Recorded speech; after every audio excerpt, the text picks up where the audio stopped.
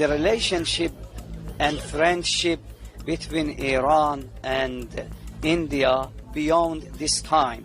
Our relationship started 3,000 years ago, and our people conducted Indian people by cultural, by बारी sort of policy statement आ गया पाकिस्तान का, बड़ा bold किस्म का। उन्होंने शहादत पे भी दुख का इजहार किया है, तारीफ की है एमिनेंस की। ये वही शख्सियत है जिसपे ट्रम्प कहता था कि अनएक्सेप्टेबल। अब भी बड़ा डिसअपॉइंटेड है कि किस बंदे को ले आए हैं, वही चलेगा सारा कुछ। पाकिस्तान ने बड़ा क्लियर सांस ले लिया है। क्या ये हमारा द पॉलिसीज एवरीवन नोज, जो आज़ाद कौमें होती हैं ना, तो वो फैसले उनके वो आंखों में आंखें डाल के करते हैं। और अभी तक इंडिया ने अपना कोई नुकसान नहीं कराया। हम अफगानिस्तान की जंग में झोंके गए, हमारे 80,000 लोग शहीद हुए, तो हमने ही इन्वॉल्व हुए ना अमेरिका की जंग में। हमने पहले रशिया कि जब इजराइल ने तेल पे हमला किया ईरान में, तो वहाँ पे अमेरिकन गुस्से हुए हैं कि आप तेल पे क्यों हमला कर रहे हो, पहले ही ऑयल की शॉर्टेज है, मार्केट में तेल नहीं है, महंगाई फैलेगी, हमारे मुल्कों के अंदर ये सारा गंद आएगा, महंगाई आएगी, तो आप कर क्या रहे हो। तो मुझे लगता है कि ये चीज़ जो है ना, इस चीज़ को अब ये क्रिटिकल इंफ्रास्ट्रक्चर की तरफ आएंगे। देखिए ईरान भी बेरहमी से कर रहा है, वो कहते हैं कि अगर ये हमें बेरहम है, जो तेल की कह लेंगे एक किस्म की लोअर पोजीशन है, उन पे गौर करना पड़ेगा, क्योंकि पूरे मुल्क में इस वक्त जो तेल का है वो रोला डला हुआ है। भारत की बात करेंगे तो भारत ने भी जो ईरानियन वॉरशिप है उसको सेव किया है, और ईरान के ताल्लुकात भारत के साथ काफी अच्छे नजर आते हैं। तो आपकी क्या राय है, आप क्या कहना चाहते हैं इस जंग के ऊपर, ट्रम्प के ऊपर, इसराइल के ऊपर, पूरे मिडिल ईस्ट? मैं इसलिए कह रहा हूँ ना, उसने तो ब्रिटिश प्राइम मिनिस्टर को रगड़ दिया था, याद नहीं है? अब तुम मुझे शिप्स भेज रहे हो, नहीं चाहिए मुझे तुम्हारी शिप्स, जंग जीत गए अब आ रहे हो, और मैं याद रखूंगा कि तुम उस वक्त नहीं थे।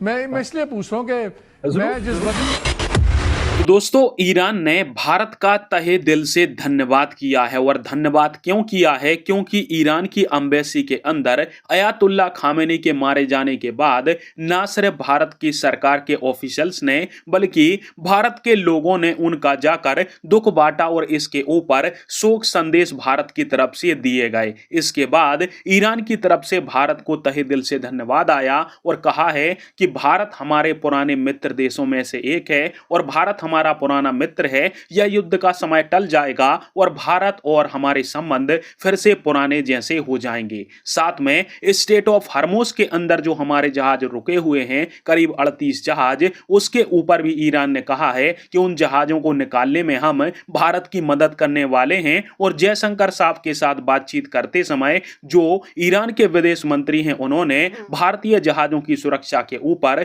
विशेष बल दिया है, और वो हमारे साथ इस मुद्दे पर ईरान ने भारत के प्रति आभार जताया है, और उसके बाद जयशंकर आरागची की बातचीत में शिपिंग सिक्योरिटी पर फोकस बातचीत हुई है। भारत ईरान के मजबूत संबंध हैं, चाहे तो वो चाबहार पोर्ट की बात कर लें, तेल आयात की बात कर लें, या फिर सांस्कृतिक बंधन की बात कर लें। उसके चलते ईरान भारतीय जहाजों, नाविकों की सुरक्षा में मदद कर सकता है, शायद सुरक्षित रास्ता या फिर स्कॉट के जरिए। यही वजह है कि ईरान का कहना है कि वो फ्रेंडली देशों के जहाजों को गुजरने दे रहा है, और भारत का दोस्त है ईरान। तो बारी सॉर्ट ऑफ पॉलिसी स्टेटमेंट आ गया पाकिस्तान का, बड़ा बोल्ड किस्म का। उन्होंने शहादत पे भी दुख का इजहार किया है, तारीफ की है एमिनेंस की। ये वही शख्सियत है जिसपे ट्रम्प कहता था कि अनएक्सेप्टेबल। अब भी बड़ा डिसअपॉइंटेड है कि किस बंदे को ले आए हैं, वही चलेगा सारा कुछ। पाकिस्तान ने बड़ा क्लियर सांस ले लिया है। क्या ये हमारा रप्चर हो सकता है? इसमें कोई गड़बड़ हो सकती है जो हमारी प्यार मोहब्बत चल रही है वाशिंगटन से? देखिए, पाकिस्तान का जो जिसको आप क्लियर स्टैंड कह रहे हैं वो नेसेसरी स्टैंड भी है। देखिए ना, पाकिस्तान के अंदर भी तो सियासत है, और पाकिस्तान के अंदर लोगों ने भी ये सवाल पूछना शुरू कर दिया था। मेरे ख्याल में ये बयान थोड़ी देर बाद आया। इन अ वे जो दौरा था हमने किया गल्फ का, उसी वक्त जो था पीपल हैड स्टार्टेड आस्किंग कि जी व्हाट अबाउट ईरान वगैरह। तो आई थिंक ये एक्सपेक्टेड है। जहां तक जो मोर इम्पोर्टेंट चीज़ है रप्चर का, at this point for the US may be Pakistan is not that important, तो शायद इतना इमीडिएट ब्लो बैक ना आए। लेकिन ये तो हम आप भी कई हफ्तों से हम कह रहे हैं ना कि देखें ये जो चौधरी साहब की दोस्ती है, इसको ज़रा ख्याल से करो, क्योंकि इस पे आगे से आपसे जो है वो चीज़ें भी मांगी जाएंगी। तो यस, पुशबैक आ सकता है, लेकिन अगर इसकी वजह से ना भी आए तो we have to be very clear in our own head कि ये टीमें पुगने वाला वक्त नहीं है और किसी ना किसी वक्त शायद अमेरिका जो है वो आप पे पुश बैक करेगा। याद है जब ये सो कॉल्ड पीस बोर्ड जिसका अब हमने नाम भी कहीं नहीं सुना इस सारे मसले में, उस पे भी तो यही सवाल था ना कि जब आप पुल हो रहे हैं, अभी तो हम ईरान और अमेरिका की बात कर रहे हैं लेकिन एक तरह से चीन से भी पुल हो रहे हैं। सो ये वाली जो हम टाइट रोप चल रहे हैं ये कोई आसान नहीं है और ये रहेगी भी नहीं। So short answer is yes, you should expect it. The policies everyone knows, जो आज़ाद कौमें होती हैं ना, तो वो फैसले उनके वो आंखों में आंखें डाल के करते हैं। और अभी तक इंडिया ने अपना कोई नुकसान नहीं कराया। हम अफगानिस्तान की जंग में झोंके गए, हमारे 80,000 लोग शहीद हुए, तो हमने ही इन्वॉल्व हुए ना अमेरिका की जंग में।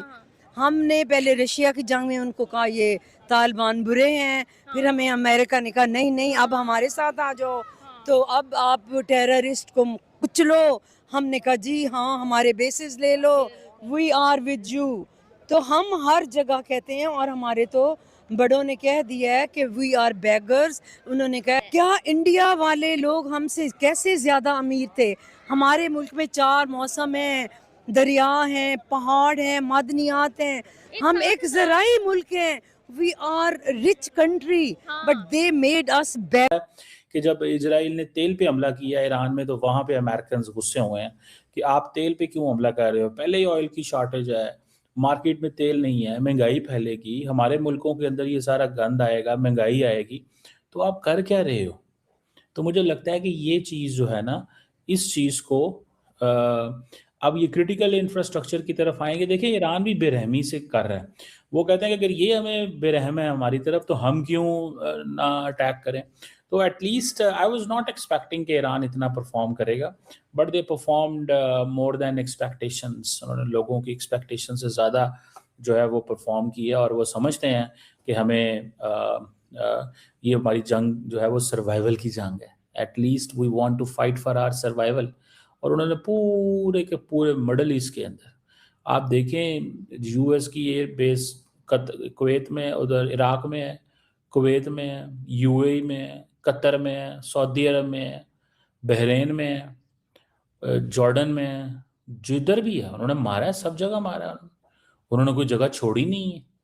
तो आप इसको you have to take it very seriously कि इनकी जो कैपेबिलिटी है वो बहुत ज़्यादा है और उनको कुछ अरसे से पता था कि ये हमने करना है, तो and they are doing it.